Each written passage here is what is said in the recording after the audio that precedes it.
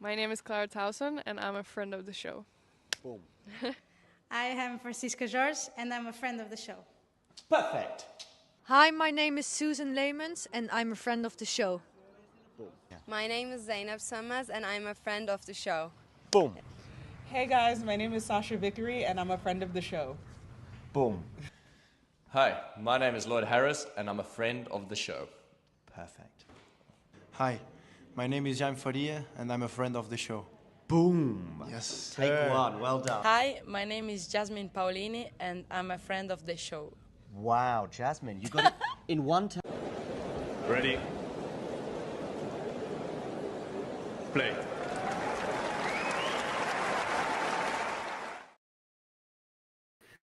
Yeah, 12K soon, hopefully. Hello, guys. We're going to be watching some tennis from Jeddah again. Of course, this is the first match of today's lineup. I think it's the only one we're going to do today on the channel. Definitely the only one I'm doing, between Shang and Nishesh Basavareddy. So this is the match of the players who lost yesterday in the red group. And of course, Jerry lost in 4 sets to Luka Van Asch, whereas Nishesh lost in 4 as well to Alex Mikkelsen. Neither of the players today, if they win this match, they won't be qualified yet, obviously. But this one can have some meaning in terms of the next affair between Mikkelsen and Van Asch. Because provided that neither Mikkelsen or Van Asch win in straights, either could qualify with a win depending on who wins here. So, like, if Van Asch beats Mikkelsen and Shang beats Basavareddy, then Van Asch already qualifies, regardless in how many sets. Whereas if Nishesh wins and Mikkelsen wins, then Mikkelsen can already qualify later. So it's still huge. Of course, the player that goes 0-2 will be in a very tricky scenario here.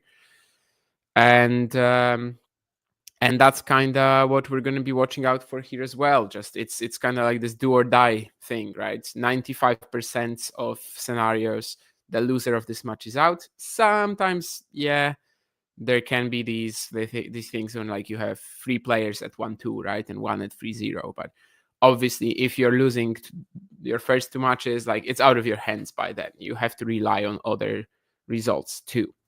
What did I think of the news that Andy Murray is going to coach Novak Djokovic? Not much, to be honest. I mean, obviously, it was quite surprising when it came out. It was like, wait, is that actually true? Like, isn't it April Fool's Day today or something like that? But as a whole, I mean, Djokovic, I think right now, for the past few years, he doesn't really need a coach at this stage of his career. It's more about having someone to like bounce ideas off. And as that sort of person, Andy, I think, can definitely do fine. Of course, a very tactical, intelligent player, but also someone he's known, for ages, right? I mean, they are born like within a week of each other. They were playing together in all the junior events, even not on the ITF, but like much earlier than that. So yeah, sure. I mean, I don't really know if a coach at this stage of Djokovic's career really like changes all that much. But if he's looking for like new ideas to maybe get an edge over Alcaraz or Sinner in best of 5 play, grab that 25th Grand Slam, why not? So while I was a bit surprised for sure, I don't think it's like anything that we have to look at like this is going to be groundbreaking. It's going to be fun. It's a huge storyline, 100%. But after all, I mean, Novak has already possesses all the knowledge he basically needs. I think it's just kind of for that interaction and for that have someone that tells you maybe you're wrong, try this idea or something like that, like just what do you think about this, like yeah, I think in that sense Djokovic still can use help from Murray. Anyway, Nishesh Basavareddy about to serve here. Of course, Nishesh has only played the Americans before. Out of the entire field, he's only played against the fellow Americans before this event, so Mikkelsen and Tien. That didn't change yesterday because he defeated Mikkelsen. Of course, he lost to Mikkelsen, of course. So yeah, against Shang, it's going to be his first clash. Both very good in the juniors, but Jerry kind of like escaped it, if you may, a lot earlier. Well, after yesterday's performances, kind of like Nishesh's chances here. I mean, it's not exactly the same matchup as against Alex, but I think he was much more locked in than Jerry, who just kind of, well, he wasn't quite Fielsing, if you know what I mean. Fielsing, of course, relating to how Fields performed against Fonseca later in the day. But he was definitely just kind of like struggling to find the right balance between his brutal attacking forehands and, I don't know, just tactically, he took a step back, let's say, to his game from a year or two ago. And he needs to avoid that today, that's for sure. It will be a different matchup as well. Like the pressure to construct points won't really be on him all the time. So maybe Shang can deliver. He also posted this Instagram thing where like he was face palming and saying playing tennis in tennis tournaments in December feels like, and then a few emojis. So it seems like he might not be fully there mentally either, just like feels. But we'll see. I do think Nishesh will be more hungry. I think he has all the tools he needs to potentially win this match.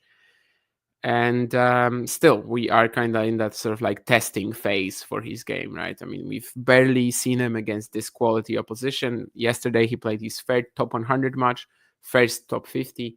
This is his second top 50 opponent ever faced, of course, after Mikkelsen.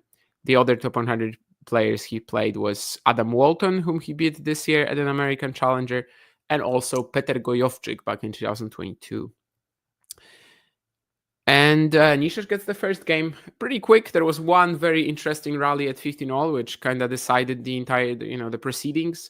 I think he was playing the angles very well in there. There was a few, like a shaky forehand here or there, but eventually he just forces Jerry to go for that very low margin counter down the line, and that was long.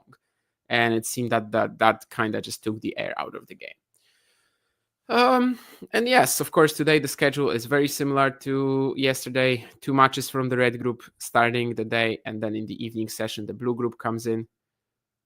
Menchik Fields, which should be like the highlight of the entire event, maybe. Now, we're kind of looking at it like what really, like, what sort of mental performance we're going to see from Fields, because yeah, yesterday he just did not give a care in the world in the last 3 sets, even though he won one of them. Which I also totally understand. I mean, he was doubting whether to come, and you can see it. Okay, Shang getting a pretty good start in his service game as well.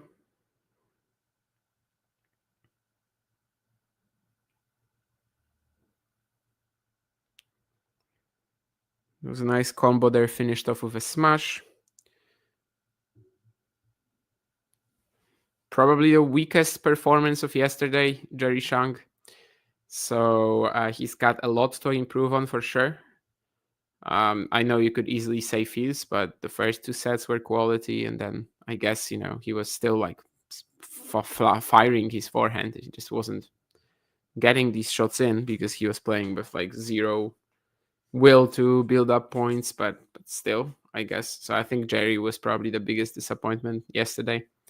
Very similar to his recent indoor matches too, which is something to look at going forward. But we'll see. I mean, he's obviously a very naturally talented player, and I'm not willing to just say that he is going to look like this for the entirety of the event. 1 game all, pretty quick. Nishesh had this one opportunity at 30 love for Shang, where he missed his final backhand, and that allows Jerry to clean up the game to love. Of course, we have a lot of shots at the coaches of either player. Martin Alund, probably the bigger name. If you remember some challenger tennis from the 2010s, you should be also familiar with the guy. I think his career high was 84. He was part of a pretty historic lineup when 8 Argentinians were in the quarterfinals of one challenger event, which I think to this day is the only time that happened, where 8 players from the same nationality reached the quarterfinals of a challenger. Jerry's parents in there as well. Both professional sportsmen. Ooh, some sloppy errors to kick off the third game from from Nishesh. Especially this one here. The block return was a little short, a little uncomfortable, but he just overcooks it a tiny bit, and we've got a low 30 situation now, which of course isn't ideal for the young American. And he's going to spray this next forehand wide as well. Jerry so far very consistent, just staying within the lines, forcing Nishesh to be the one pressing and the one forcing the issue.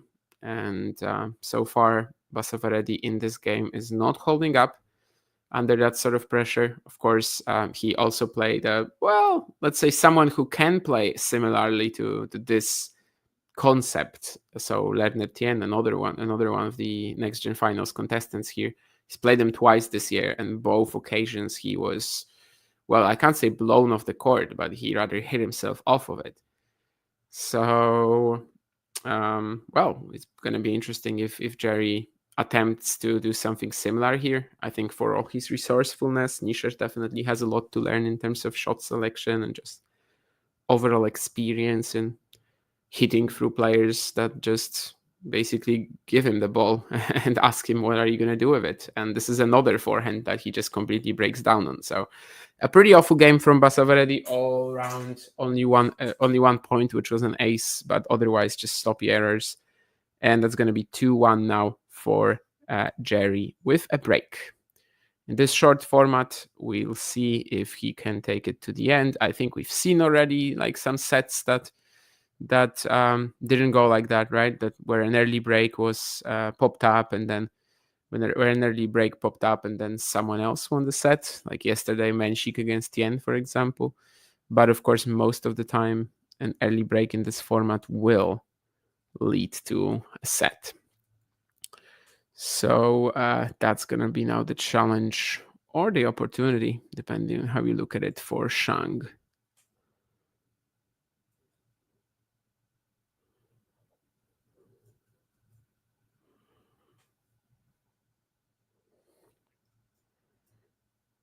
They, of course, don't change ends after the first game. So we have like 3 quick games to start every single set. But now we're switching ends, and now we're sitting down on the bench.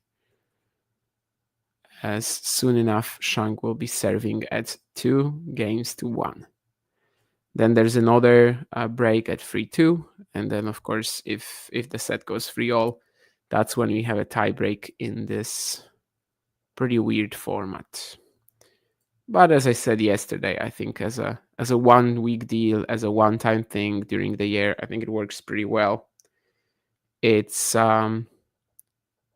definitely kind of like it helps the event have an even like much more different vibe, to the rest of the tour, which I think it already has. Obviously, it's a bona fide exhibition. It's not ranked, it's only money, but it's invitational, sorta. I mean, you still have to earn your way into this event, but it's only players under 20. But yes, what I'm trying to say is that it has a different vibe already, but I think the format also gives it even more of that, and I don't mind it. Obviously, it's not the most serious competition on the planet, even if it's played for massive prize money. Basavareddy needs to get going here, because this is not going to cut it. And, well, he does with a beautiful cross-court backhand winner. 15-all.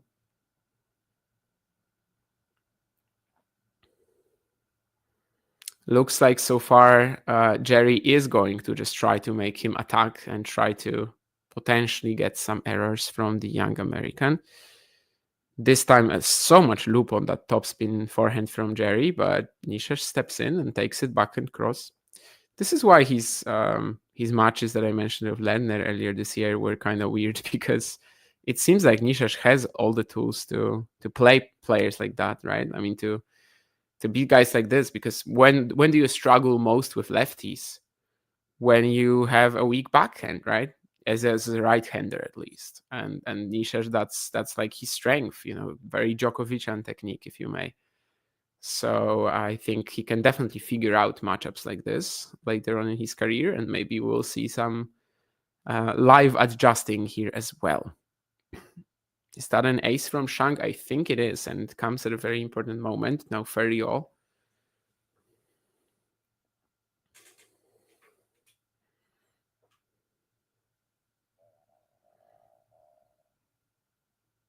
And that's another ace out wide.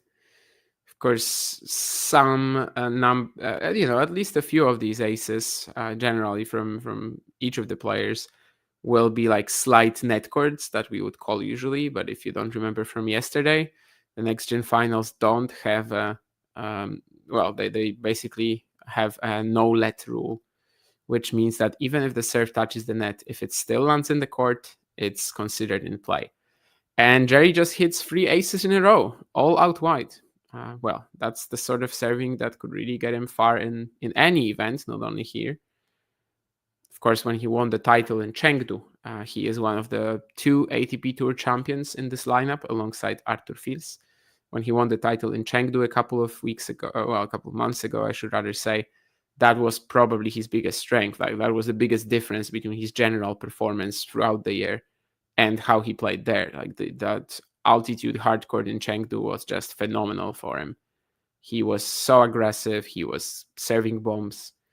Someone who's serving bombs and hitting bombs as well of his backhand right now is Basavareddy, but of course that's not quite enough to cover for that game he had earlier. And he is still in a losing position in this set, despite being now 40 love up on his serve. Jerry is going to drop shot him on the next point.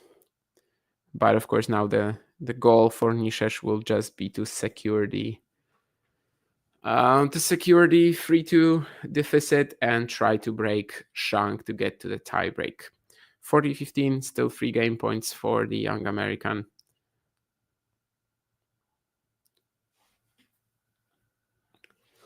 Not the strongest server in the world, but definitely a really good returner. However, the serve still has more potential to improve.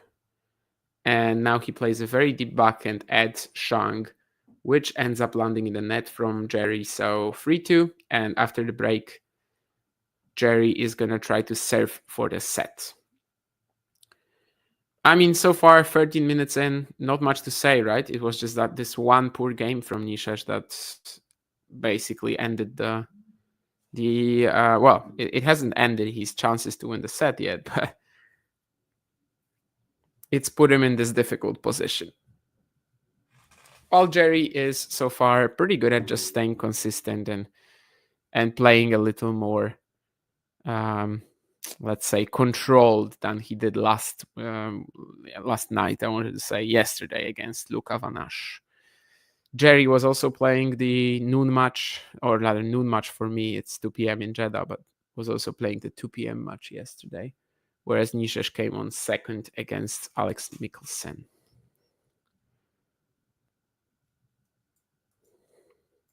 Oh, I see the scores are not really updating, so that's something that I have to fix. Yeah, okay. We have the scores now. Of course, we also have some stats, but I don't know if they're worth looking into yet, considering we've only had a few games. That's kind of one of the drawbacks of this format, actually. Like, it's not super important, but I think one of the drawbacks of this format is that, like, when you finish a set, usually the end of set stat screen is just kind of pointless because so few games have been played, you know. Of course, if we have like the entire match, then we can actually learn a lot and stuff. But sometimes after a set, you can just see that the sample size is so slim. At least most sets here, that they go to 4-2 or 4-3, right? We've barely had any, at least until Fils Fonseca yesterday, we barely had any 4-1s, and I don't think we had a bagel yet this edition of the Next Gen Finals. Of course, the seventh time this tournament is organized, second in Jeddah. Well, let's see if Nishesh can find that break and get us to a tie break, or if Shang is just going to take the opening set. Jerry gets the first point, forcing this error from Basavareddy on the forehand side of the American. It's a good return though on the next point, but he can't convert it, trying to go for this nice angle on the forehand. Just middle of the net though again. Definitely the errors are flowing from Nishesh so far.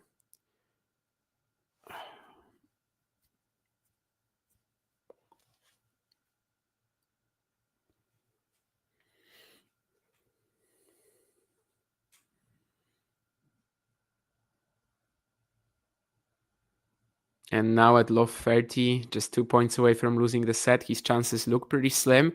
However, that's a great point from him. This is exactly the type of return that we've been watching from him the entire season. Up high, but super aggressive on that two-handed backhand. Goes to the net instantly. I was actually not sure if he was going to land this volley. He made it a little more difficult, I think, than it had to be.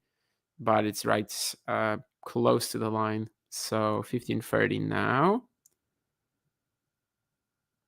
Of course, this is we also don't have any deuces here, right? We have the no ad scoring, so the maximum number of points a game can last is just 7, which gives it the sense of finality. And now that we're at 30 all, well, we know that the next 3 points or the next 2 points will decide everything.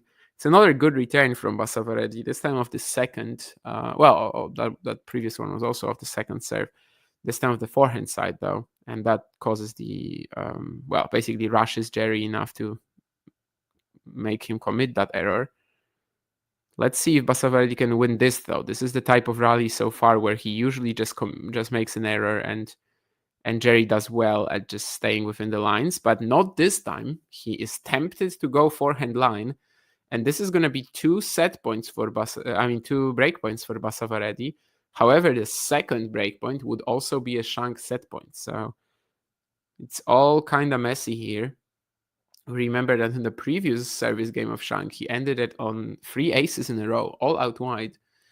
So I wonder if here he's going to be saved by that serve, as so far this game it hasn't granted him virtually any edge. In fact, it's even hurt him with how well Basavareddy is returning.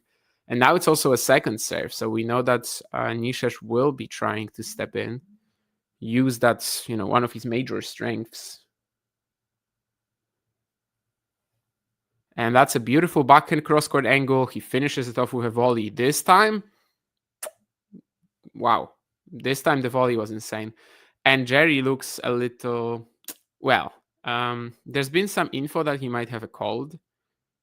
I don't know if that's it, but physically he's not looking too sharp, let's just say, right now.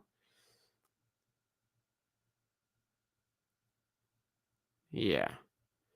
I mean, we'll see. We actually have a pretty good compilation from the operators now, where they're showing us all the instances when he was touching his leg and stuff. I don't know. Anyway, he doesn't seem too hot physically, that's for sure. We'll see. We'll have to keep monitoring this as the match goes on, but Basavareddy gets the break, mostly on the basis of some beautiful returns. And now his goal will be to win the tiebreak. Both players yesterday, in kind of coincidentally, they both played 2 tiebreaks and they both lost, both of them. So one of them will now have to win a breaker. Let's see if it will be more of a win or more of a loss from the, by the other player. Nishesh tries to go backhand line here. Nothing crazy, but still ends up just missing it into the middle of the net. So the early mini break goes to Shang. But in this matchup, the serving doesn't really impact the proceedings all that much, right? I mean, it's just... most of the time it's a point starter, I guess. Although in these conditions, maybe I'm stretching a little. They can definitely get some free points on serve. Anyone can. Lerner can, Nishesh can, Jerry can. But I mean, a mini break is nothing decisive yet. However, now Shang goes to love up as Basavareddy mishits a forehand. These super aggressive return plays have been amazing for Nishesh, but off the ground, his timing is a little off still. And now he tries to get another aggressive second serve return, but just slams it into the net. Jerry is definitely breathing a little heavily, I would say. But the box is definitely encouraging him to fight.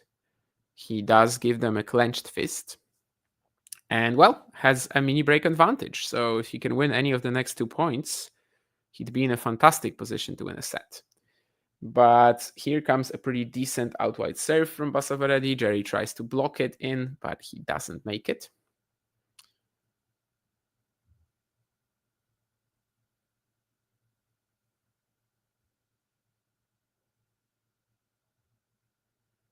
And that's an ace as well. So Basavareddy at least keeps it within touching distance. But still the advantage is with Shang. The mini break as he leads 3-2. I think both players yesterday, they lost their tie breaks pretty decisively. I think especially Nishesh, he just couldn't handle the serving of Alex in the tie breaks. Jerry had more chances against Luka. I mean, it was definitely similar to this matchup in a way where like the serve doesn't really matter all that much. Even if, of course, Nishesh just won 2 points without Jerry putting the ball back in play. Anyway, it's a second serve, so you know Basavareddy will be attacking the return, and he has to hit his backhands from a very high position here because of what Shang is doing. And what a beautiful passing shot from Jerry there. I mean, Nishesh still had a play on it, but I just don't think he was expecting the sheer like velocity of the ball coming at him there. And he eventually can't put that forehand volley into the court. I think Nishesh did pretty well with all these backhands of a high ball again, but the approach itself could have been a little better. And he eventually pays the price. That's some very good anticipation and just sheer speed of movement from Jerry too. If Nishesh was expecting the ball to be this fast, he probably puts this volley away, but he was unable to do it. So Shang keeps up the mini break advantage, 4-2, as we switch ends.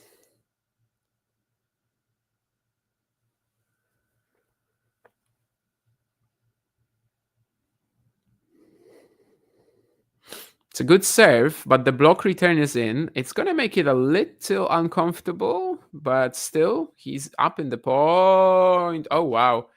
Nishesh lobs him, and I think Jerry should have taken it off the air. I'm not saying an overhead, but just like, let it bounce and then overhead it. However, he just decided to play a regular forehand, and that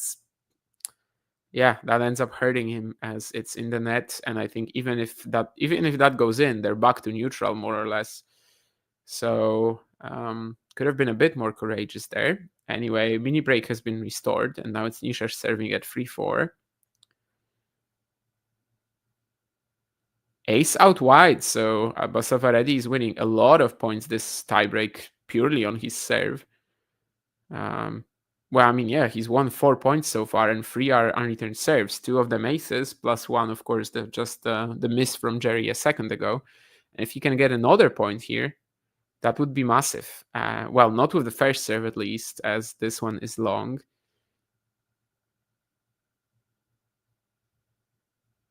And now we're playing a rally. He tries to go forehand line with the +1 shot, but it's again just mishit. The timing is off. You can see he's a little tense. He's very angry at himself for this one, as he should be. It wasn't a put away by any means, but you just have to be a little more, just have a little more control there. 15 unforced errors for Basavareddy already in this match, which does kind of tell the story of this set, where Shang is playing a bit more conventionally than yesterday, and Nishesh just most of the time is struggling to keep the ball in play if it's not like a very aggressive return play, which he's been very good at, obviously. Oh, that's a sensational backhand drop shot, but what a shot from Shang as well. Basavareddy was very good at this yesterday too, just like hiding these backhand drop shots so well. And honestly, this one, it looked like it should win him the point. After the net court, he plays it too. I mean, Jerry has no idea that he's going to do it. but he sprints and he gets it on the, into the short angle service box of Basavareddy. Not much that Nishesh can do there. That's just a stunning way to win the point from Jerry, who gets to 2 set points. A lot of retossing yesterday as well from the Chinese. Even though playing indoors, he seems to be struggling with that a little bit. The serve is long. At 6-4 up. Second serve for Jerry on his first set point. Nishesh strikes first. He's on top of the point, but the advantage has kinda worn off by now. And now he's gonna have to hit through Jerry again. But he can't do it. He tried to open up the angle a little bit with that forehand, but Jerry swoops in to take that backhand line. That's a couple of really good points from him to take the breaker. Well, whether he is fine physically, we're going to have to wait and see. But he does win the set eventually, despite getting broken at 3-2. And he plays the last few points exceptionally well. So the first set in this winner takes all, no, not really takes all, but in a do or die matchup goes to Jerry Shang. Thoughts on the World Tennis League in Abu Dhabi going on at the same time? I am not interested in it at all. If someone is, go for it. But I think it's just such a weird event generally. I used to watch it a bit when Federer was playing and Karlovic, but that's 2015, 2014, and I was strictly watching it for my favorite players. Also because there was nothing around at the time in December. So, the starvation for tennis, the craving was pretty high at the time. So it was fun to watch Federer Nadal there, Federer Djokovic. I think there was also Karlovic played, as well, at least 1 year. So I was watching it for my favorite players at the time, essentially. And right now I just have zero interest in it. I don't really have that sort of relationships with players anymore, where I have this guy that I'm really rooting for, and even if he's playing an exhibition, I'm gonna be watching it. No, not really. Plus, the Next Gen Finals is my favorite event on the schedule, so well, for me it's a pretty clear choice as to what I prefer this week. Basavareddy was complaining about something to Layani. I didn't fully comprehend what that was, but Layani is now talking to to Jerry as well, so I'm not sure what that was. Anyway, we're gonna be starting the second set with Shang about to serve, new balls as well.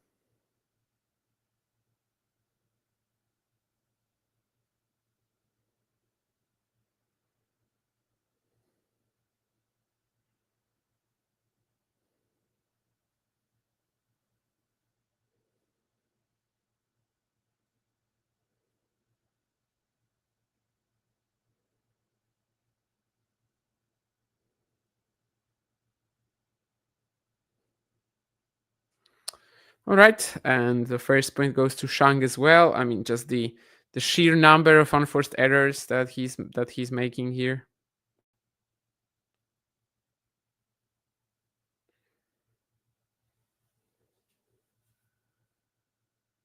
Nishesh is something that is definitely keeping his chances to win the match slimmer than they should be right now.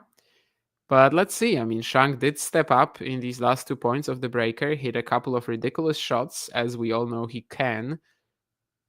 Well, almost a third one here, but he doesn't quite connect with that backhand open stance pass.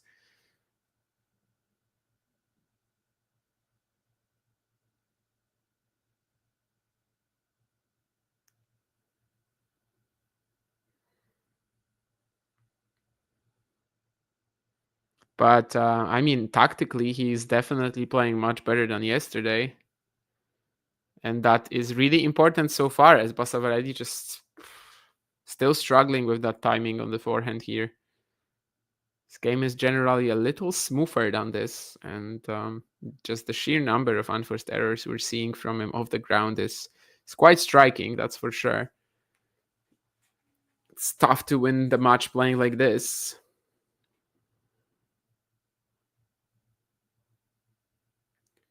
(40-15) and another forehand into the net. I mean, he's having a bit of a stinker on that side, definitely.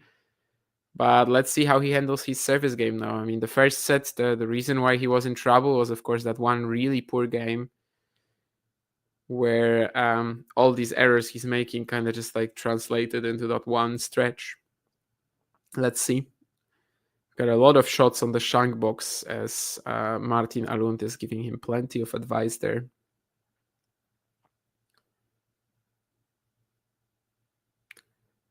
As long as Basavareddy is serving well, he's kind of able to keep these errors in check, right? And when he's just stepping into the court, finishing it off at the net, he's been pretty good. It's just more when the rally goes neutral that he definitely is messing up. Well, Jerry goes for a ridiculous counter around the net here. That was, well, I want to say never going to work, but, I wouldn't be shocked if he hits a shot like this, I suppose. But anyway, he didn't make it. Now Nishesh on the front foot again, and he was covering the angle of the Shang pass, but the pass doesn't go over the net. Freddie Love, so far a couple of points where definitely Basavareddy is enjoying the serving advantage, and just the fact that, well, it wasn't put away on either point, but just the third ball attack and what comes of it, definitely so important for him so far in this matchup, with just the erratic timing of the ground being the big flaw so far.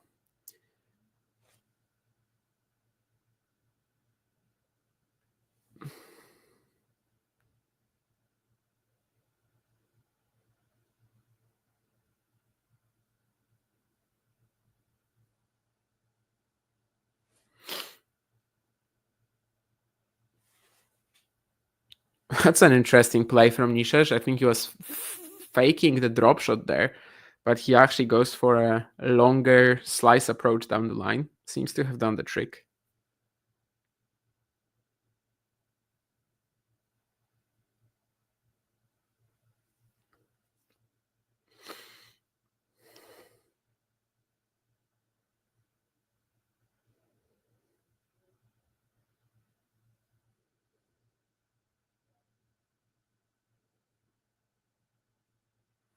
That's a nice sort of like Basavareddy play from Shang with the rip and charge return.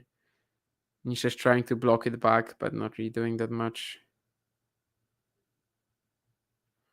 Apparently Shang called for the physio, someone is saying. So yeah, that of course will be something we'll be monitoring.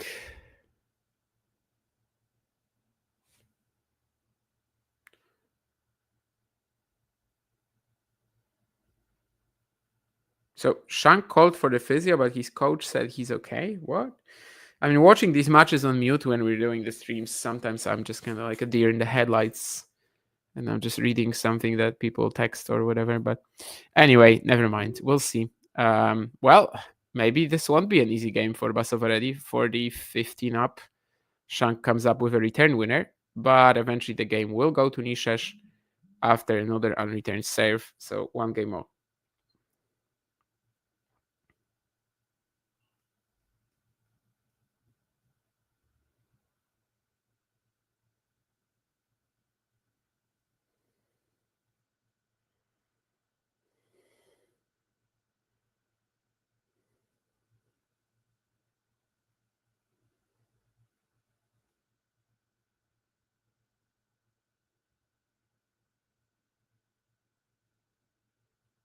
Well, that's a nice combination from Shang, not gonna lie. That's probably some of the more intense forehands we've seen him hit so far. Just really good on that inside out, inside in here.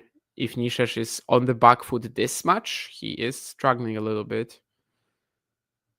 Most of the time he's not been put there by Shang yet today. Oh wow, that's a crazy miss though. This should have been 30 love Jerry, easy, but he misses the forehand on top of the net. So yeah, I mean, if Jerry is attacking, Nishesh is struggling. If Jerry isn't attacking, Nishesh is kind of struggling too. But you can feel that the moment Basavareddy locks into his baseline timing a little bit, he might have a good shot at turning this around. Obviously, we still don't know what these like apparent physical issues with Jerry are and how important will they be. Still, you'd think that Nishesh has to win the second set, because if you go down 2 sets to love, even against an opponent that's maybe not like 200% fit, it's gonna be difficult to turn it around.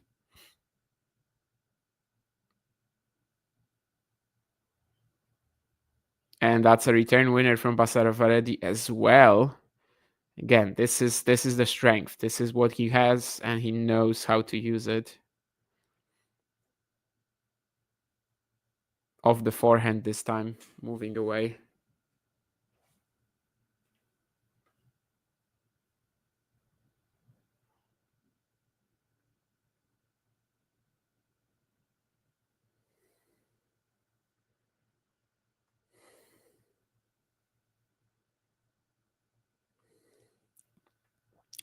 There's some discussion regarding the yeah, because it's just 15 seconds right now, right? Because Nishesh hit a return winner.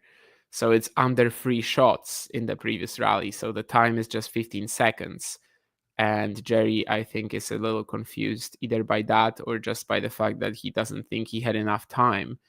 And he's just talking to Layani about it. But yeah, that should be a time violation for Jerry as the clock hits 0. Again, watching on mute, so I'm not really sure whether, what is the point of the potential misunderstanding. But anyway, should be a time violation for Shang here. 30 all. And he's once again pushing for his openings here in this game. Definitely a little more aggressive on this one. Yeah, and we're going to have a replay of that time violation for some reason. I mean, he was close to serving. Debatable, to be honest. I mean, the clock hit 0, but he was like literally about to raise the ball into the air. Interesting. I'm not really sure how to interpret it. I think you could easily go both ways here. Anyway, 2-1, as Basavareddy can't block this next return into play. So far, no breaks in the second set. Their website is horrendously unorganized. The World Tennis League, I haven't even checked it, but well, that kind of shows you, I guess, that they're not taking it that seriously then. No order of play, no schedule, no links. I think I think I saw some link that you can get that on. But I think I saw some link where you can watch it on. But yeah, it's probably a little tougher to find than they would like. I don't know why that is the case. I think when I was watching the competition like 2014, 15, it used to be just on Super Tennis, the Italian channel, which I for some reason had in Poland.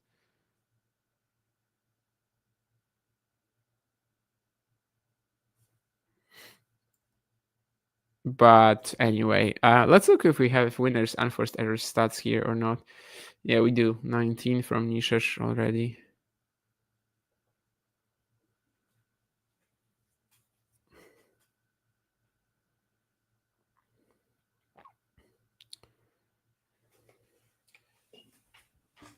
Well, we're back after the change of ends.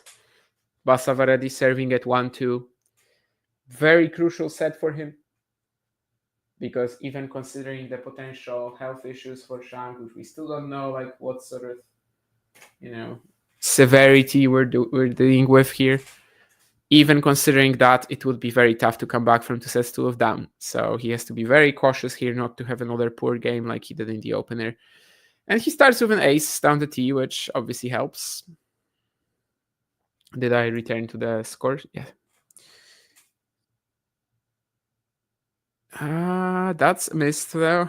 Inside in forehand, trying to go for a little much.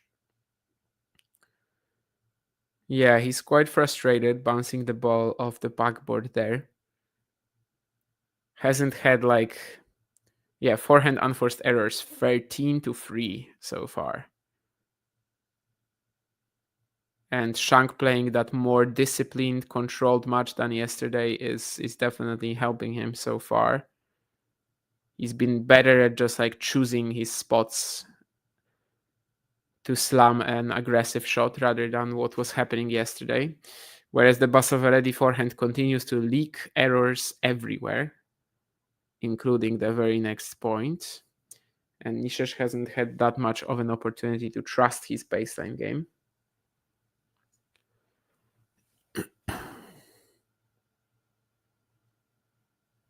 15:30 now, so this is really, really tough now for the young American, who is about to hit his second serve.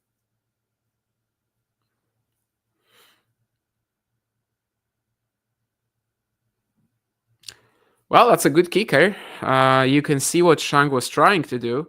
Again, keeping the ball very high at Basavareddy's backhand, but the kick itself was so tough to handle. Still in a rough spot. I mean, 30 all. Jerry's dad is encouraging him to fight for this game. Once again, Nishesh misses his first serve, which in this match certainly has been a big help whenever he makes it. You can look at the stats in a second maybe to see just by how much. Well, Nishesh is on the defense here, slicing the ball as Jerry is going to attack and is going to play a beautiful combination here. I mean, if Jerry was playing, I don't care about like him being potentially ill or whatever. Like if he was playing like this yesterday, he would have crushed Van Asch, I think. It's just such a different level of thinking on the court even. Maybe crushed is a stretch, but he probably would have won it. Whether, he was just like slamming the forehand with little to no plan B yesterday. And that sort of point is why we think that Jerry Shang is a big prospect, right? What we saw right now. Woo, the first breakpoint has been saved by Basavareddy. This, I mean, even one forehand that he has to hit breakpoint down, I feel like there's definitely some tension and just, he's not really sure whether he's going to make it. He does, though, and the shot from Shang is in the net. So this is crucial still. Deciding point. Nishesh chooses the deuce side and goes for a T serve. That's a good decision then. He really made it work. This is a big difference, of course, guys, when it comes to the doubles no-at scoring that we're used to, right, on the tour, where the receivers choose which side the serve is going to be on, whereas here it's the servers. Of course, that is sort of like designed to help the servers. Well, Shang starts with an ace down the tee himself in that 2-all game, but needless to say, the previous one was a big opportunity for him.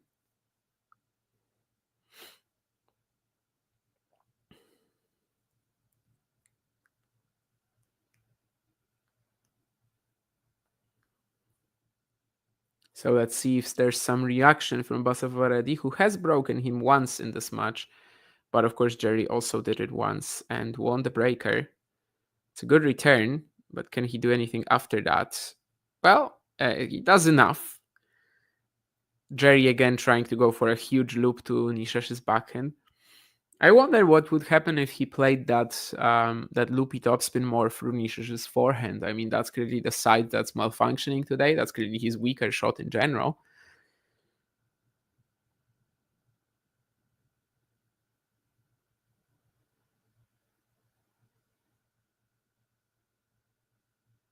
Wow, that's another sensational shot from Shang, though.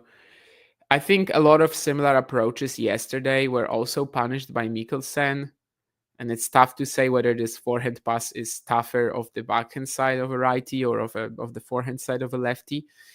But yeah, that's a stunning shot anyway.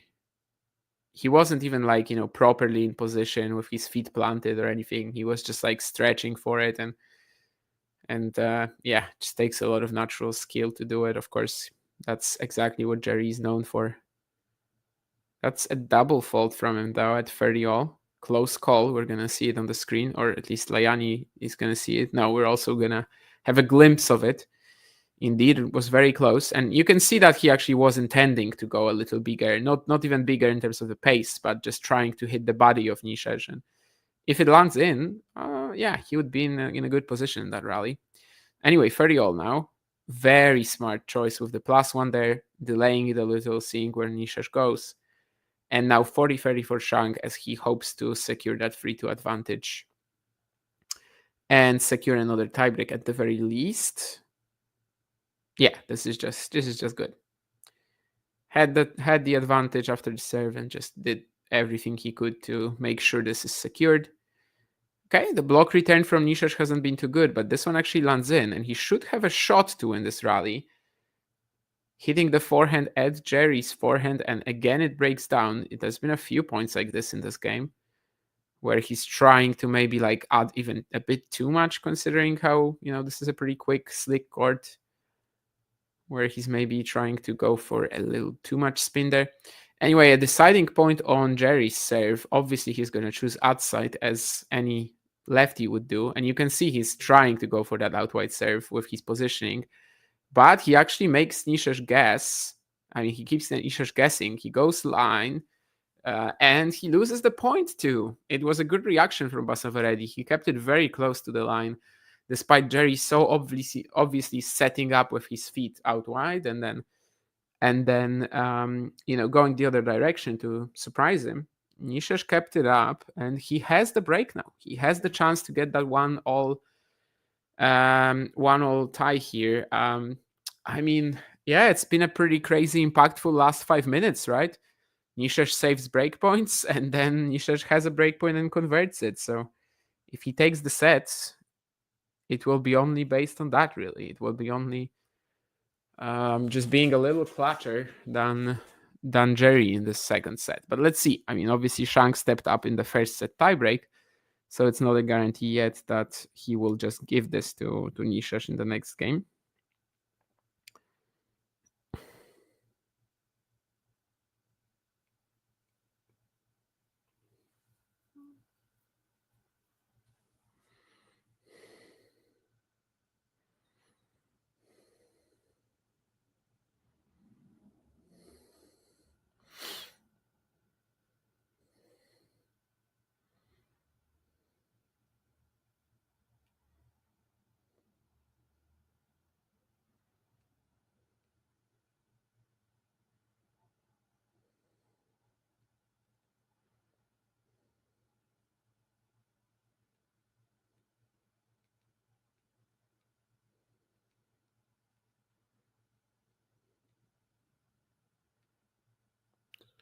And after 48 minutes, Nishesh Basavareddy is serving for the second set. Only broken once so far, but the previous service game he had to save 2 breakpoints, so it's not obvious yet. Jerry's inside out is into the net, though.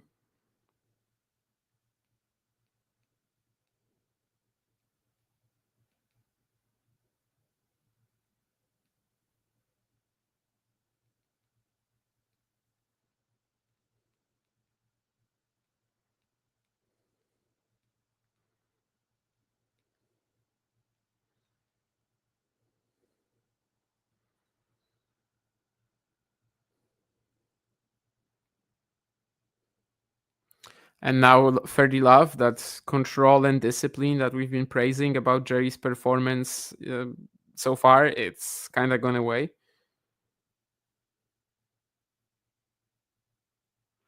But now 30 love, the serve after the tape goes out.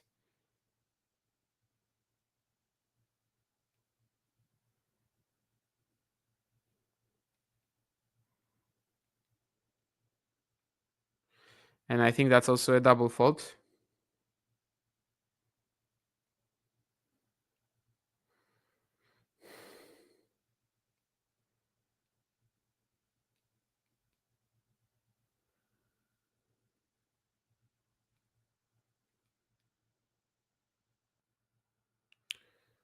But there's another unreturned serve from Basavareddy, who honestly hasn't had to do all that much.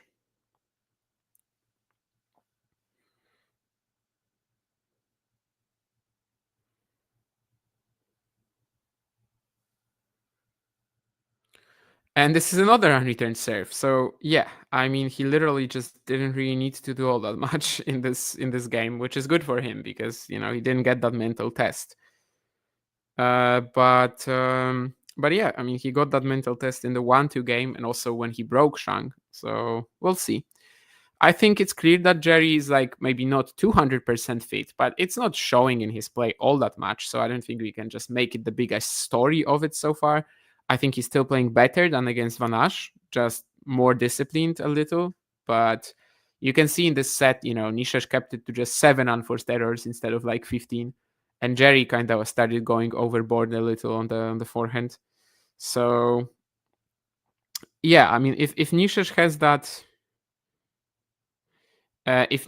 that forehand timing sort of like cleaned up by now, I think he's the favorite from here.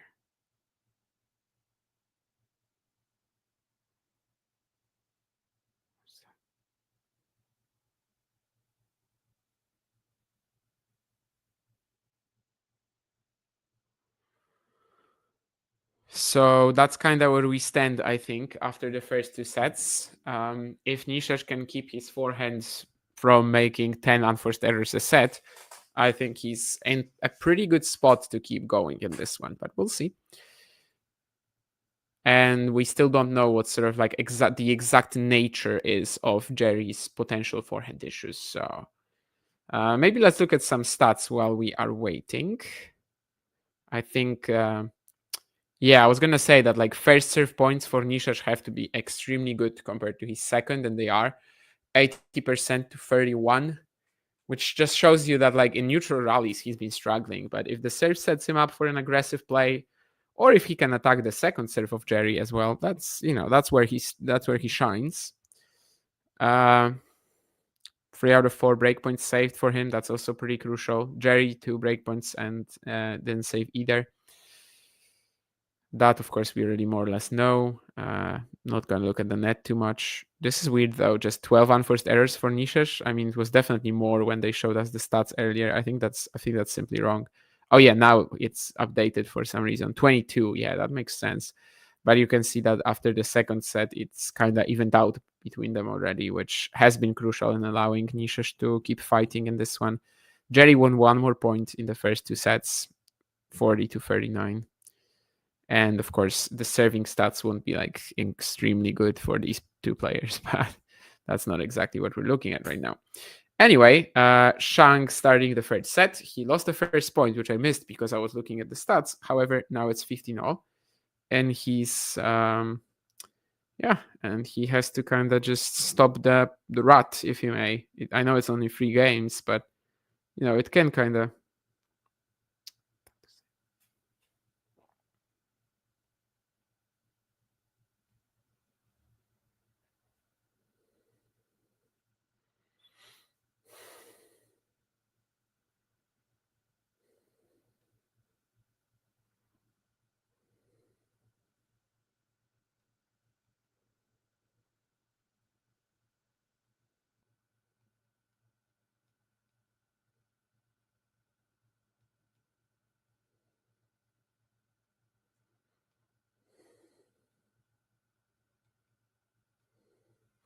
Someone is asking me the tough question on Twitter about like the fitness issues of Jerry, and yeah, it's very hard to specify what the exact nature is, to be honest. So that's the answer I'm gonna have to give them.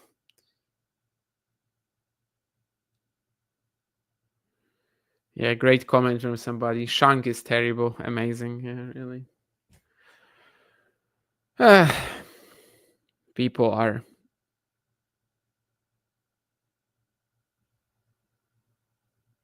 disappointing sometimes. Anyway, 30-all. This is quite a crucial moment, actually. And this is also something I was talking about a lot yesterday, right? That like a 30-all here feels absolutely grand anytime it happens. And now Nishesh is firing. That's a really nice sort of like short slice and then long forehand play. Jerry can't get to it, and he's not... Well, I mean, again, he's grabbing his leg a little. I don't know what exactly it is, but...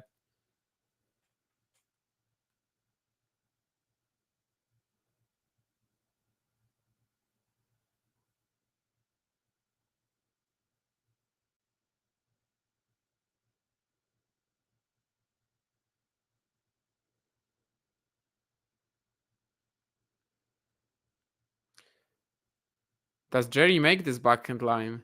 I think it's just long, yeah, and he's showing to his box that like this sort of gesture, that I don't think he's retiring, but he kind of did just show that to Alund and his parents that I don't feel like playing anymore. We'll see how this progresses, but anyway, he's changing his racket.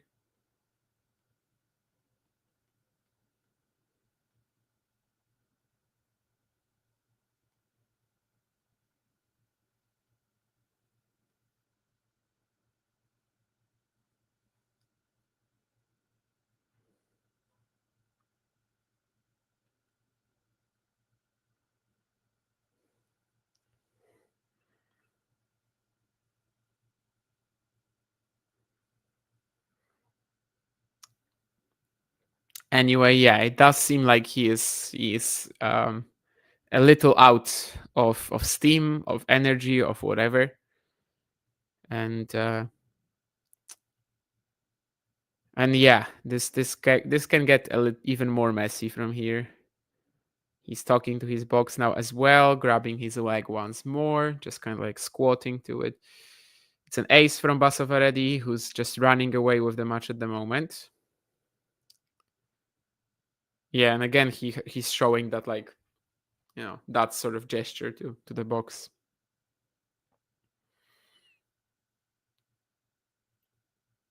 He's late to that as well. Yeah, guys, I don't know. I mean, it seems like this might not last all that long. I wonder if he's going to retire. I mean, obviously tomorrow there's another day, but if he loses today, then probably, that's...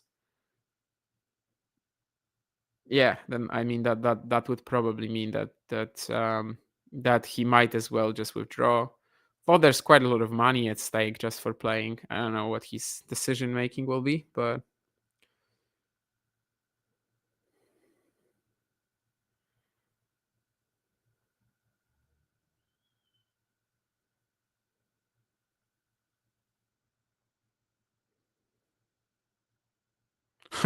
just slams the first forehand after the serve here, which is very similar to to what Fils was doing, of course, yesterday when he kind of stopped feeling like playing.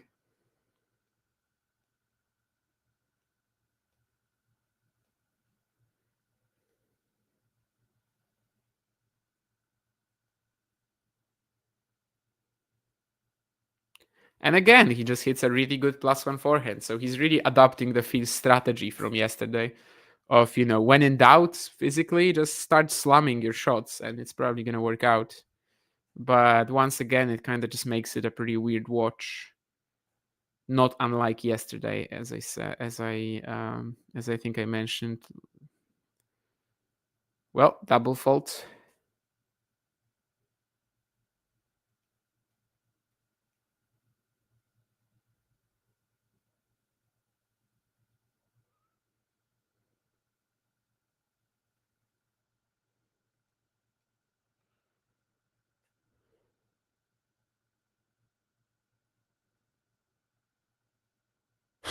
That's a crazy shot from Basavareddy, just picking that one up off his belly, basically. But still, it's gonna be a point for Shang, who's just like slamming his forehand right now, but it's clicking. So 40-15 for him, with only the double fault here. 44% unreturned serves Basavareddy in this match, 19 for Jerry only. And we remember that he actually had this one. Wow. I mean, that's insane now. Nishesh was completely out of the court, and Jerry is just drive volleying this into the net. This is, yeah. I mean, he doesn't really want to be out there anymore. But he is going to win the game. So 1-2 down here. What's the decision? Seems like he's talking to his box about whether he should continue to play or not. And for now, he has decided to keep going. The physio is finally there. Let's see what the physio will be doing, right? Because that will maybe kind of tell us what the exact nature of his issues is. I do think it's kind of like more general conditioning rather than anything else. But maybe there's going to be some sort of a leg massage. I don't know.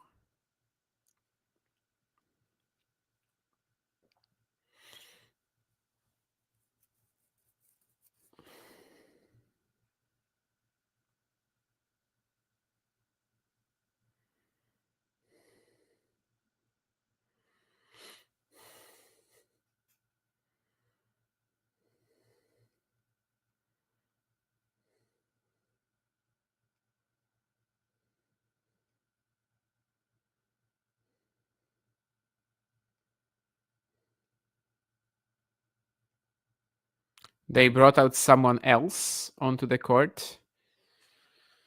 And what will they give Shang here?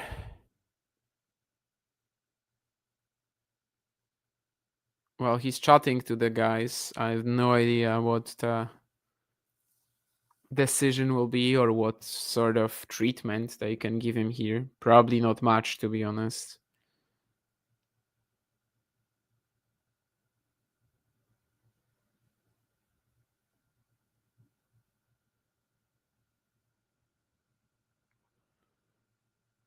Yeah, I mean, they're not. Seems like they're not going to give him anything here. It's just not something that they can treat, I think.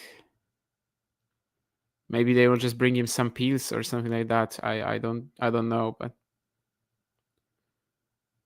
but looks like Jerry is just picking up his racket and coming back. So I don't think the physio treatment really happened. It was just more of a, well, I'm gonna tell you what is wrong with me, and then you tell me if you can do something with it. And clearly they cannot. So 2-1 Basavareddy serving to get a good lead in the third set, and an ace down the tee as well from Nishesh.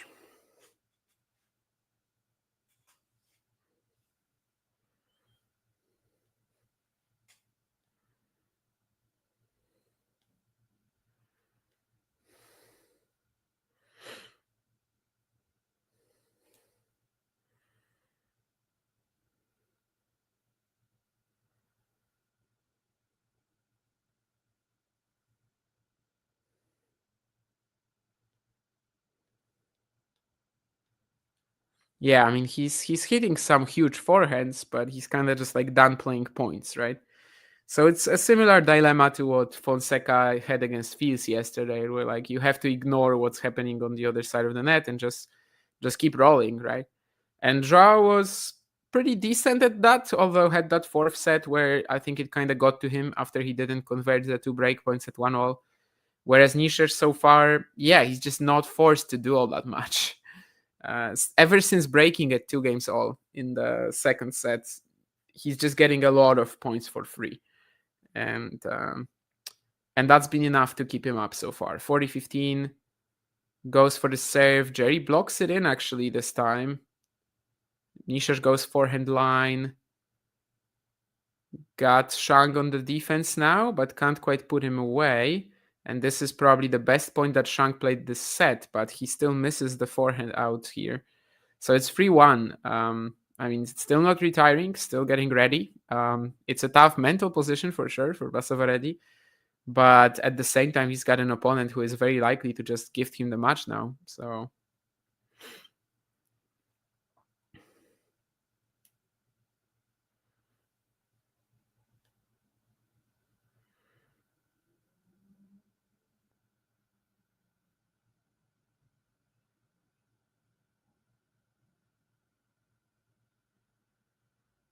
well, Shang is hitting some pretty nice combos here. The last couple of points, they've been a little more promising. Like there's more intensity in the footwork again, and the ability to spread the court with the forehand here was fantastic. I mean, as long as he keeps himself like within touching distance, maybe he'll just keep going. We'll see. Of course, he's now serving to stay in this third set.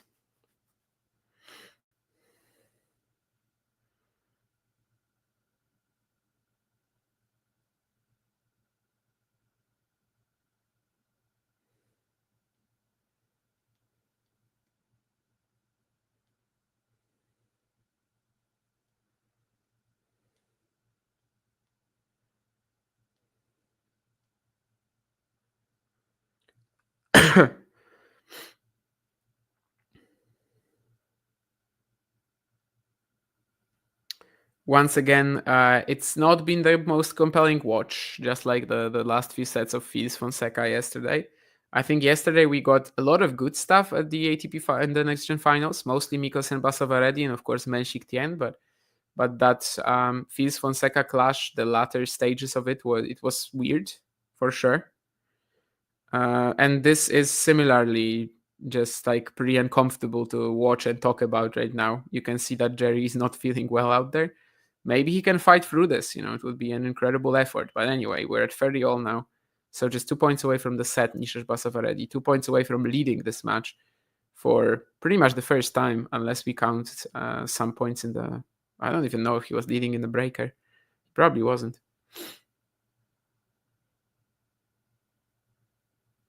I mean, leading in sets, that's what I'm trying to say. Ooh, stunning back and cross-court from Shang, just ridiculous angle.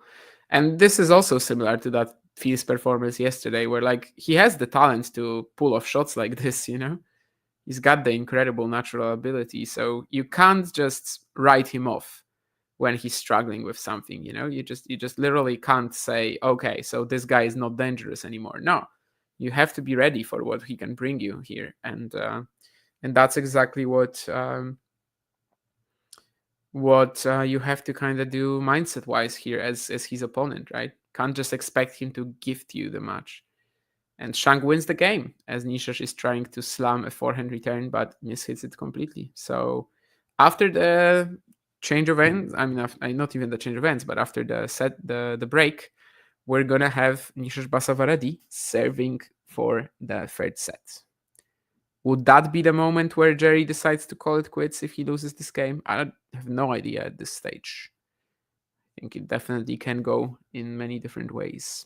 Good morning, Jake, as well. You got here in a pretty rough moment, I'd say, as Jerry is struggling with something and, well, was contemplating retiring, but for now seems to keep going. Having some interaction with Martin Alund as well now. I'm going to refresh the score because that has died on me. The ATP website isn't the most fluent, I would say, or like fluent maybe isn't the right word, but you know what I mean. It's often stopping in these streams, but it is what it is. We don't have the producer around here, so we're gonna have to deal with that. Anyway, of course, after this short sit down, we're gonna have Basavareddy serving for the set. Shang is eating some energy gel, and in 2 seconds, the changeover will be done.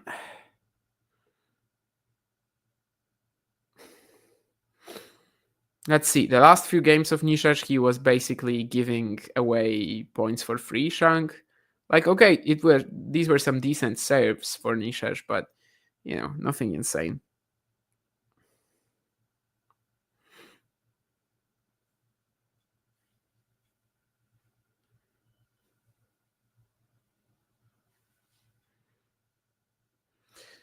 I think if Nishesh is going to win this match, then that would mean that Mikkelsen can qualify with a win, right?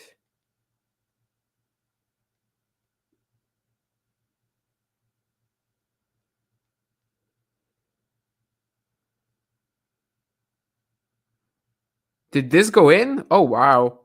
That's an insane winner from Jerry. And I mean, just kind of lucky, He says sorry for this.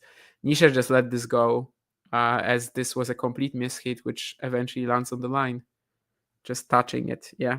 I mean, shouldn't have let this go. It's still an error from the young American, I think. But there's a serve down the tee here. That's really going to help. I think Nishesh's serving has really improved also as the match goes on.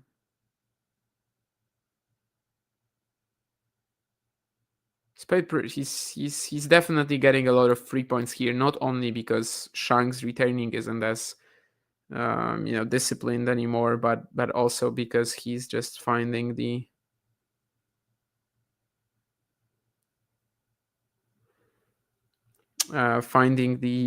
angles and the spots much better. Anyway, what I was going to check, yes, Mikkelsen, if Basavareddy defeats Shang, then Mikkelsen has to defeat Van Asch to qualify. But of course, we'll see if Nishesh gets it done. It's very all now. And this is actually a sloppy +1 forehand from Nishesh, so Shang is still in this.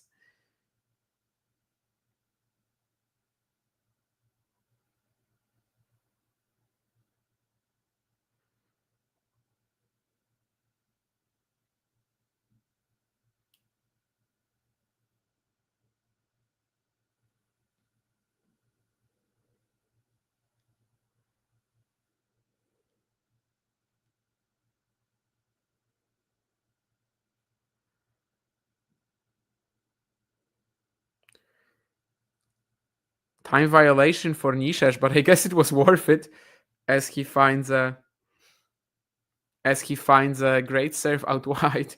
And he saves one of these breakpoints. So now we have a breakpoint for Shang, but it's also a set point for Nishesh. Does he go the same direction? Yes, again. And this serve Jerry is going to return. So this is really such a crucial point now.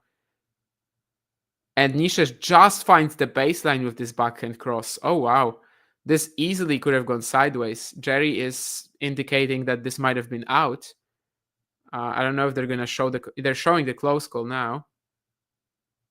And well, I mean, it's obviously Hawkeye Live. The decision isn't going to be any different. Oh, wow. I don't know if you guys saw that, but that's an insane. Wow. That's crazy. I mean, that was so close to being out.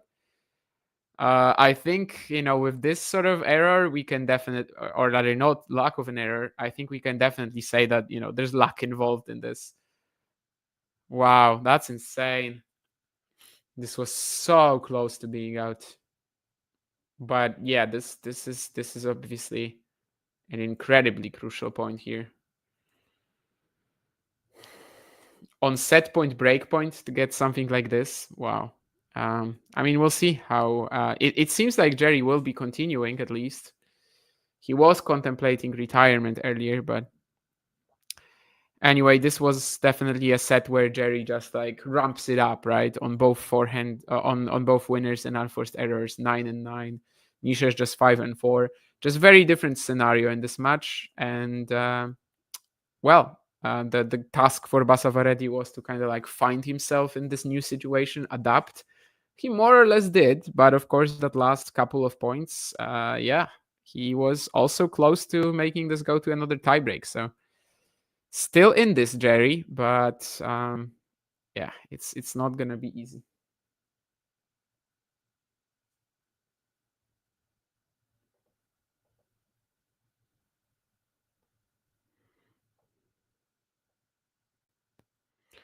I'm just cutting a screenshot of that ball.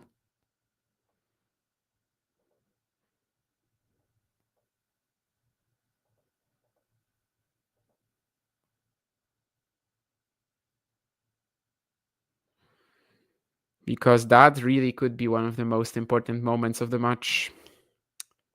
Welcome to Talking Tennis. And we are starting the fourth set with Jerry Shang serving. Early break here, does he retire? Probably not at this stage, right? You kind of feel like Jerry is probably going to keep going from here. I think, he was contemplating it at 1-2, but now it seems like he might actually keep playing. Well, that lob is just going to miss it. So that early break story, it might actually happen.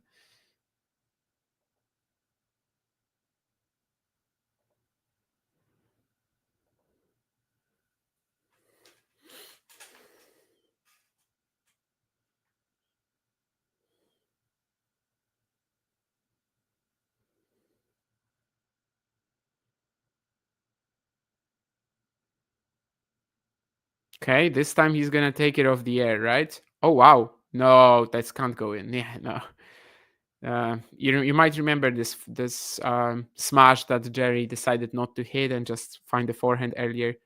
This time he is able to do it, and it's 15-0.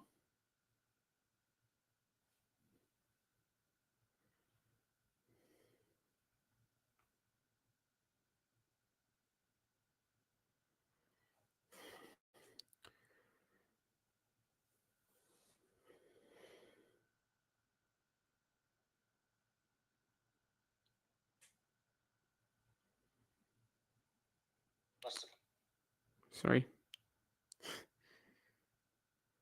Nishesh trying to attack his second serve. You can see he's definitely like a little bit, over eager to finish this off right here, right now, which you can understand. Shang, despite the conditioning issues.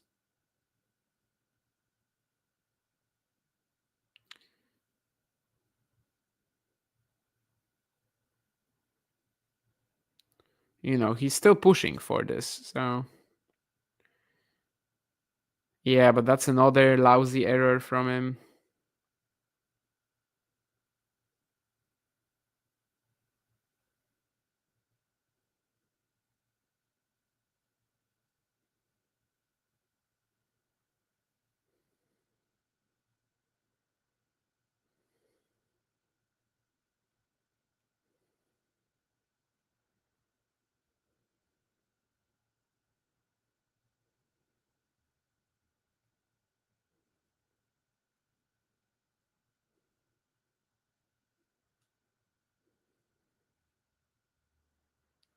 Well, this is huge now. 30 all. Basavareddy is on top of the point. He does have an opportunity to go to the net, but he kind of hesitates.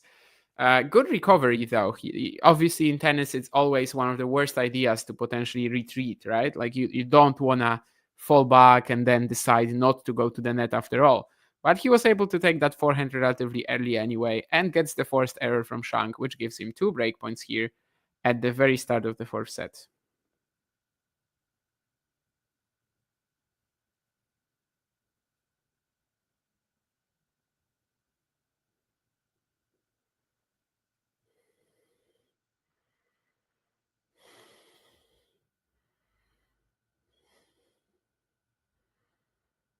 And Basavareddy hits another very aggressive return taken early off the backhand side. He forces an error, and this is going to be an early break for him in the fourth set, as he is now very, very close to taking this match up 2-1 and also up a break in the fourth. I don't think Jerry is retiring. As I said, based on the last set, he still had his chances, but obviously Nishesh is the favorite at the moment. And as I mentioned, I think after the start, the second set, even, I think that was more or less when he became the favorite. Goes for a decent serve T here, but Shang is there and hits a very aggressive forehand, which I think is going to be on the line, yeah.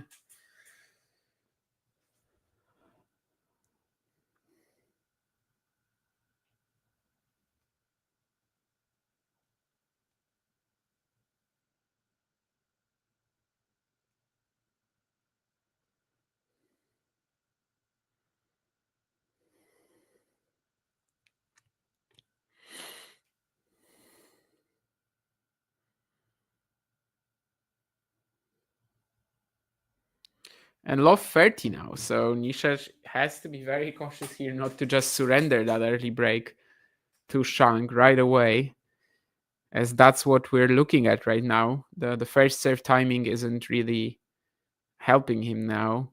Second serve at love 30, so this really couldn't be any more difficult for him right now. The +1 forehand, though, hitting a little bit better than in the opening 2 sets. Finds a nice angle cross here, too. That's really good. And Jerry, once again, just stands there a little bit after the shot, grabs his leg, needs a few more seconds to recover after the point. But a lot of this was the angles on the forehand from Basavareddy, which I think have improved as the match goes on. He was really good on that shot yesterday against Mikkelsen. But of course, the opening set here, he was just like struggling with his timing so much. It's better now, but of course, this is still a very difficult game for him. 15-30. Will Jerry continue to press here? Will he continue to make him have to work really hard for this game? Not here, but it was a decent +1 backhand down the line from Basavareddy.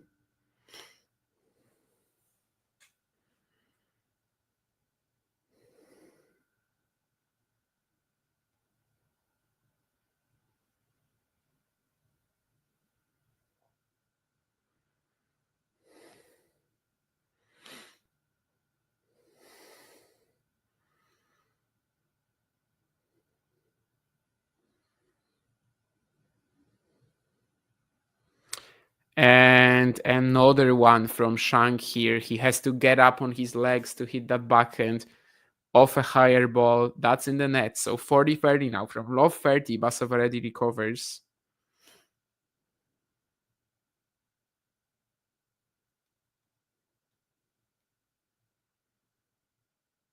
And can he clean up this game, which has been difficult, but he's won 3 points in a row. And if he wins the fourth one, what a 6 slice from him here. But the point keeps going.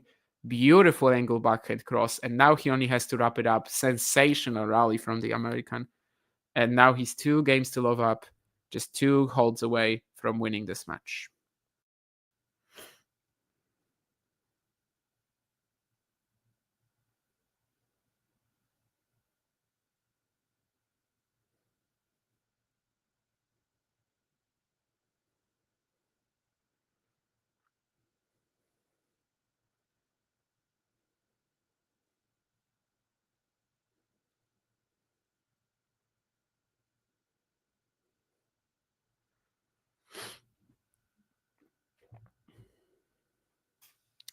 All right, 0-2.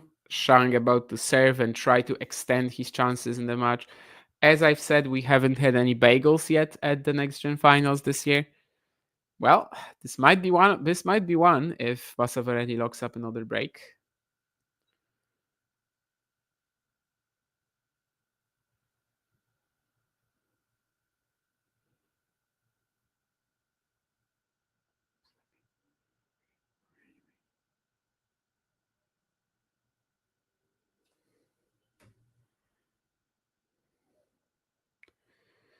That's another beautiful backhand cross-court angle from Basavareddy.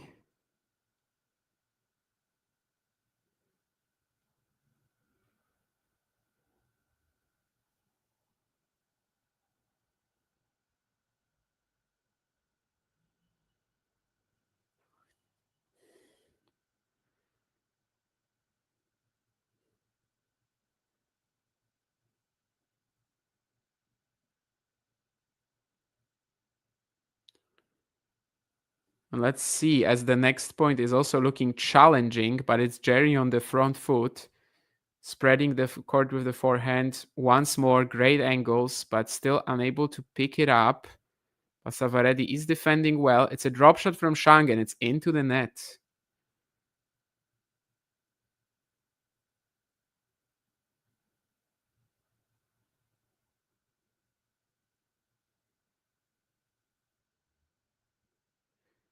Well, it's a difficult situation for Shang, and it's looking more and more difficult by the minute.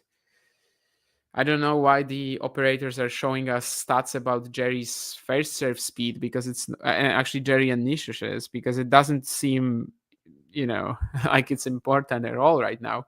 If it was a comparison between sets, then sure, because maybe he went down on it or something like that. But no, he didn't. He hasn't. Of these two, who will have the more stellar career?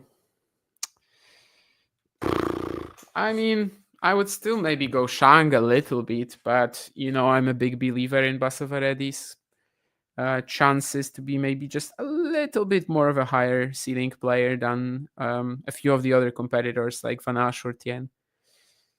But there's undeniably a lot that Basavareddy still has to learn and master in order to get there.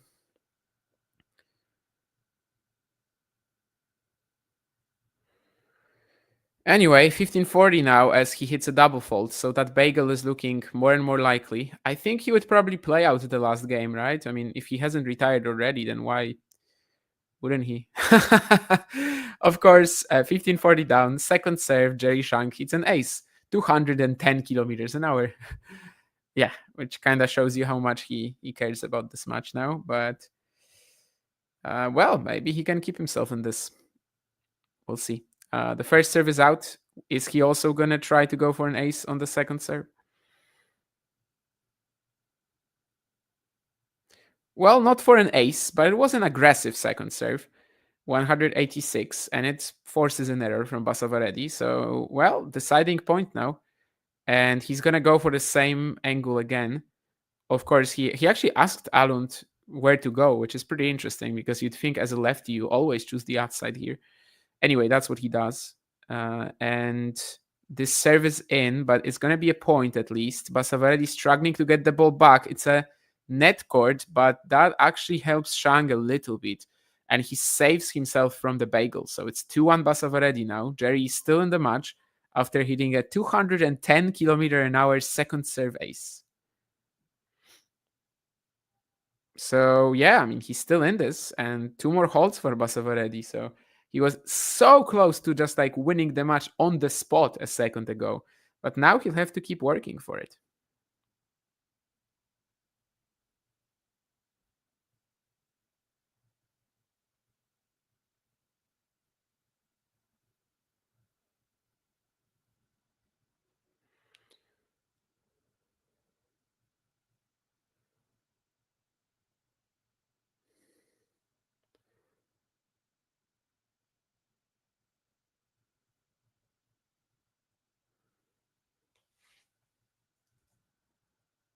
No bagel indeed. At the conclusion of this episode, so I guess at the conclusion of this stream, we will have the WTA matches of the year number 4 live.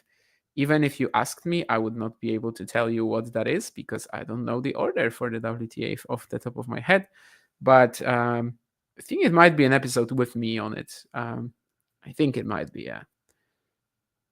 Yeah, okay, it is an episode with me. So I know what it is. I'm not going to tell you now. You will have to check that for yourself. But it is an episode with me on it, and actually an episode with me and the CEO of Talking Tennis, Mr. Nurlan Ramazanov, of course. Now, Mr. John Silk.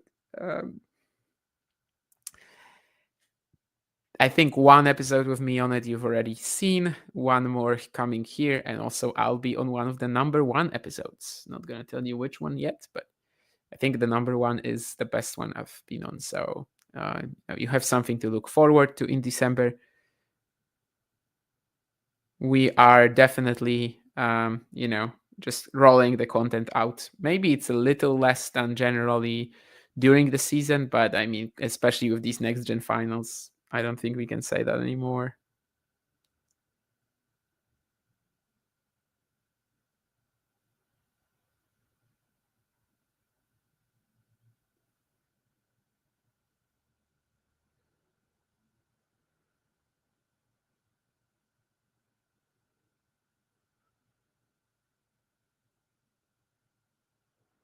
Well, Basavareddy is serving far too well for Jerry to make any impact in this game. So that's already 40 love. And, well, if he gets to 3-1, it will be just one more hold from here. And will he clean up this game with just 4 serves? No. It's going to be a second here.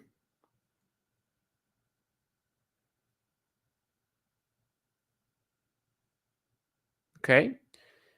Basavareddy approaching the net, and a beautiful volley from him here.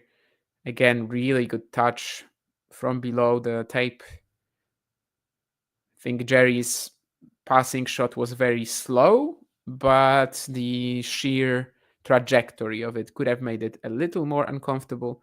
That's why I said, actually, I think yesterday someone was asking who's the best volleyer of the 8, right? And I think I said that, like, you kind of have to give it to Mikkelsen because it's a massive part of his game, but Basavareddy and maybe even Tien, they're not far behind. It's just that Lerner probably won't be able to like get to the net all that much in most matches, and Nishesh depends on who he's playing. But this is actually why I like his chances if he's running into like main tour opponents without major weight of shot, which I think is mostly this group too. The group is really nice for Nishesh. If he can beat Van Asch in the final round, I mean, most cases that would qualify him. We'll see. I guess it depends on Mikkelsen, Mikkelsen Van Asch here, right? Later today, like if Basavareddy wins this match, and he's very likely to now after a fabulous forehand down the line, he's 2 points away again. Actually, for the first time, he's 2 points away. But what I'm trying to say is that if Nishesh wins this, then Mikkelsen qualifies with a win over Van Asch. So that would mean, in that scenario, Mikkelsen Shang is just a dead rubber. And then Basavareddy, Van Asch, they just play for who gets to exit the group and in the second position, which I think would probably be what Nishesh wants right now. Because if Van Asch wins, then then even a win over Luka won't give him the guarantee. Anyway, 4 match points in a row for Nishesh Basavareddy. It's been a weird watch the last few sets, but it looks like we are finally arriving at our destination. We'll see.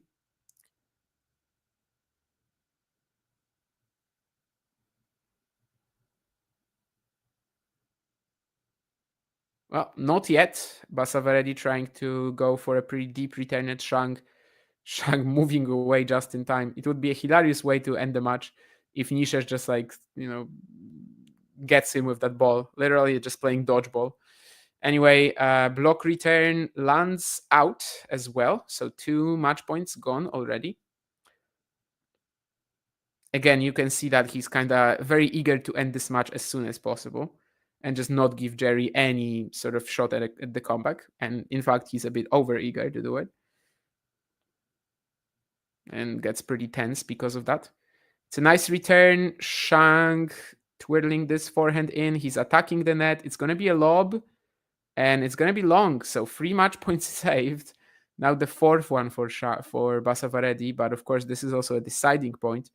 Again, I mean, he's got to go outside, I think, Jerry.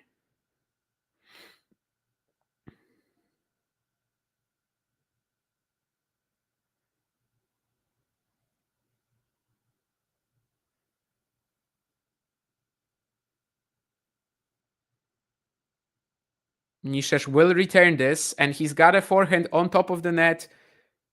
Gotta go for the volley, and he gets it done in this game already, which I think, obviously, he probably gets it done as well in the next game, right? But it's just good to avoid any, shenanigans. And I think it should also kind of give him a bit more confidence that, he didn't need to, struggle for it. He didn't need to serve for it again. Maybe give Shang a chance like he did in the 3rd set. He just manages to get it here. So yeah, where are we with the group right now?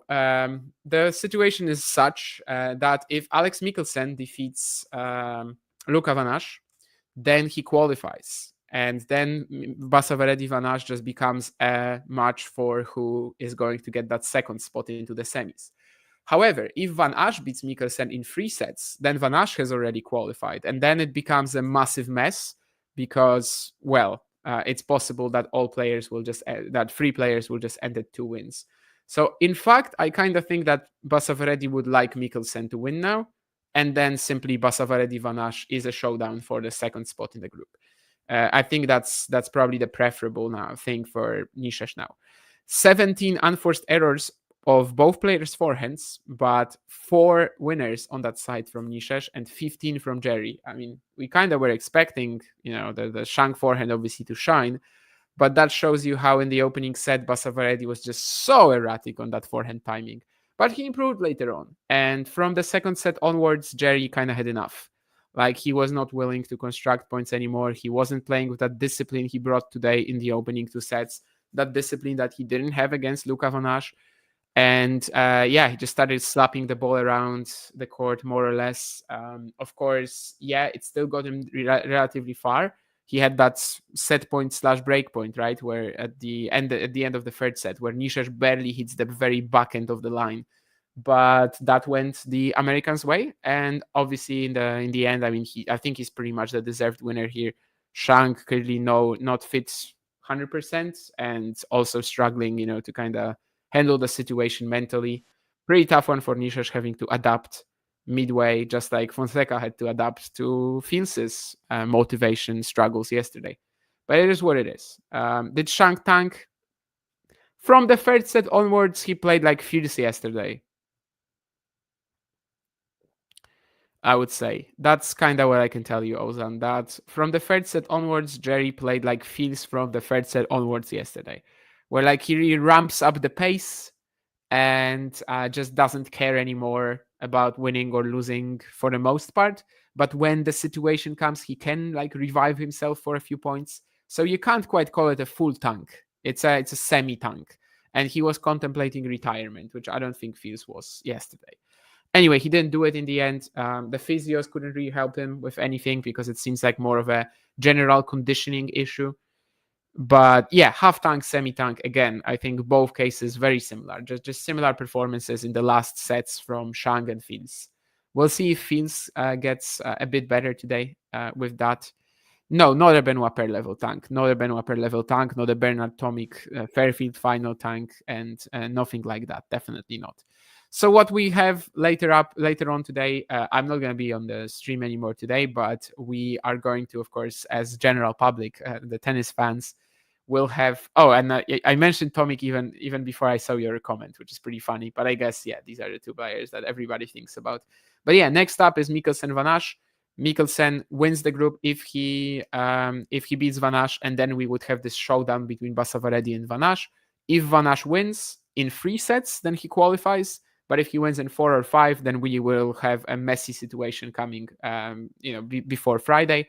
I would like that. I think I would like Mikkelsen to win, and then Basavareddy Van Asch have that showdown for the second place. That would be the most entertaining, I believe. No idea if Shang is even going to play the third match, but if Mikkelsen wins, it's going to be a dead rubber. But if Mikkelsen loses today, then he will, of course, also have that motivation to go there. Is Shang out already? This is actually tough to say, because if he goes 1 and 2, then there's still a scenario, I think, where he wins, but he would need Van Asch to beat Mikkelsen today, and then defeat Mikkelsen like the easiest he can. So let's say 3-0, for example. I don't think he's mathematically out of the group, but in 99% scenarios he's out. And if Mikkelsen defeats Van Asch, that eliminates Shang. So he can only qualify if Van Asch beats Mikkelsen, and then if he beats Mikkelsen very easily, and the other matches go right. So he's not out 100%. No. Mathematically, there's still a chance, but it might be only until Mikkelsen beats Van Asch, for example, because then Shang would be eliminated.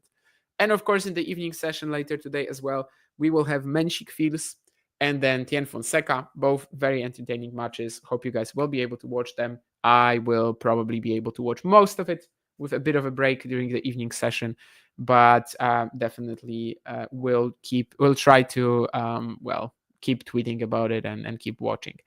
But in terms of streaming for today, that's it. And I'm going to see you tomorrow, probably. I think we're doing the last match with Vanch tomorrow, whatever that will be, which, assuming based on sort of the scheduling that we've had so far, is probably going to be whatever they deem as the most entertaining match from the blue group, because the blue group is playing later in the day. I see that John can end the stream. I was guessing that would be the case, so I think this is the right moment. Thank you to everybody who showed up. And yes, guys, make sure to tune into that WTA number 4 matches of the year video. Tien, Lerner, and Joao would be the best game, though.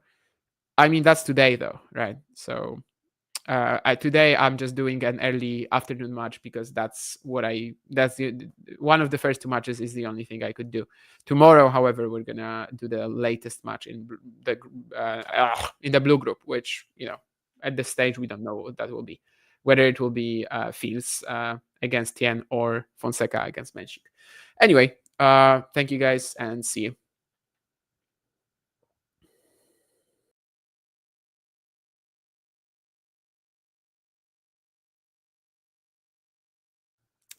Well, I'll keep this until he converts, maybe. But yeah, again, Fields just didn't even try to return this.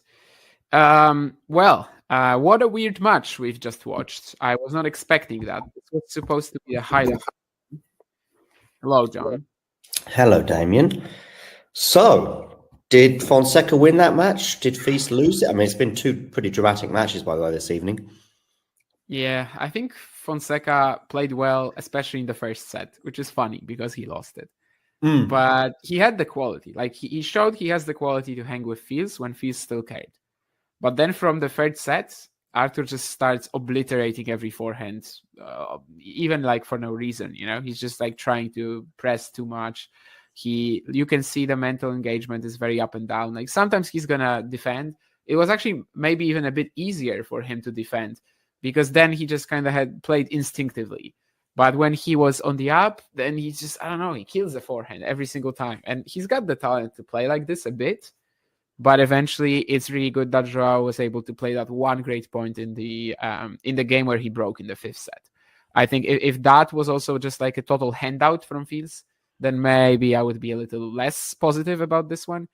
But well, he really stepped up there, even though Arthur was dedicated to just being dragged around the court and hitting these squash shots.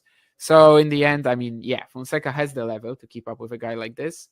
But it's funny because I think the best set he played was actually set 1. Yeah.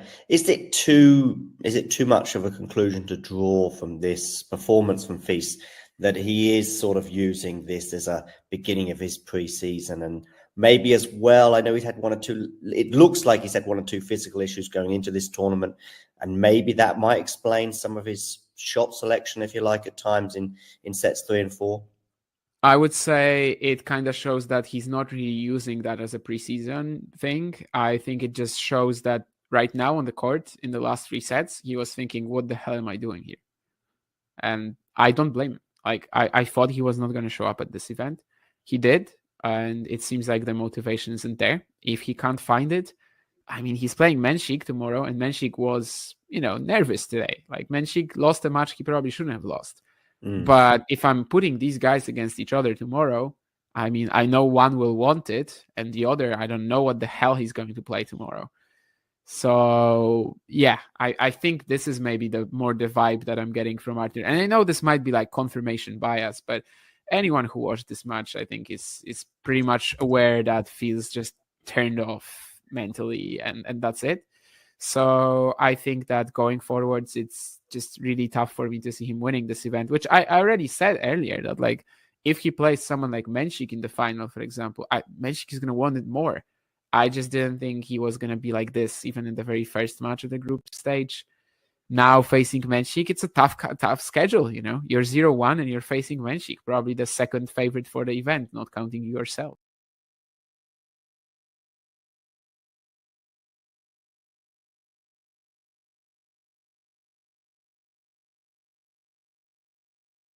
Panning out, and yeah, who would you think is the favorite in that one? I mean, just quality-wise, it's Fonseca. However, I think there's enough intricacy in the matchup for sure. Just like their clashes were very tight. Of course, Joao isn't like a super smart player yet. So if you just have to blast through somebody, you don't really want to play Lerner. So I think it's doable for him to win for sure. In fact, this is actually what I was saying before the event, that like even if Fonseca gets one of the big wins, I don't think it automatically means that he's going to beat Lerner, even though, Menchik and Fields are better players, if you may. So yeah, I think it's pretty open and really depends on like the level of point construction that he comes up with, and just whether he's able to play it a bit smart, because we know that Lerner is going to have to is going to force him to play it smart. Considering what we saw today against Menchik, Fonseca isn't going to serve like this, so he might have it similarly tough to Jakub. I think he will have to show that it's just easier for him maybe to, I don't know, advance into the court, drop up points. It might be. And yeah, it was very entertaining when they played both the US Open final and the Roland Garros quarter. US Open final, he lost the first set and was literally just like making errors after errors, but then everything started clicking. It was ridiculous winners for the next 2 sets. So it's probably going to be something like that. Like, I would be shocked if that match ends in straights for either player.